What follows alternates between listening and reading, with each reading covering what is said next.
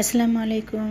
আরেকটা ভিডিও নিয়ে আপনাদের সামনে হাজির হয়ে গেলাম। তো গতকালকে দুপুরে আমার বোন বিরিয়ানি রান্না করেছে, আর এখানে দেখতে পাচ্ছেন ফুলকপি।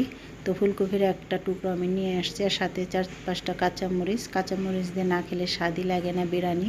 যে কোনো খাবারই খাওয়ার সময় আমার 2-3টা কাঁচামরিচ লাগে।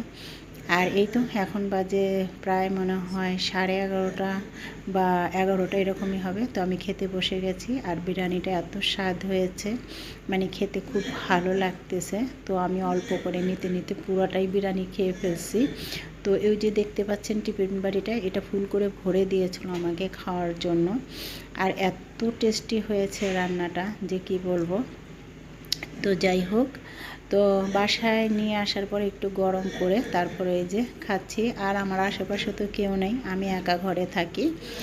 তো আমার বাচ্চারা আমার বোনের সাথে থাকে। তো আর কিছু বলবো না, আপনারা পুরোটা ভিডিও দেখতে থাকেন।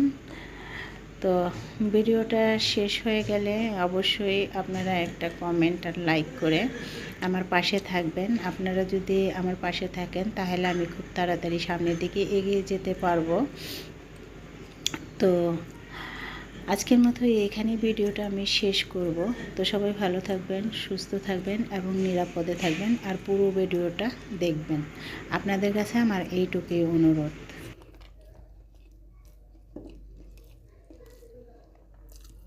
কাঁচা ফুলকপি খেতে আমার কাছে ভীষণ ভালো লাগে।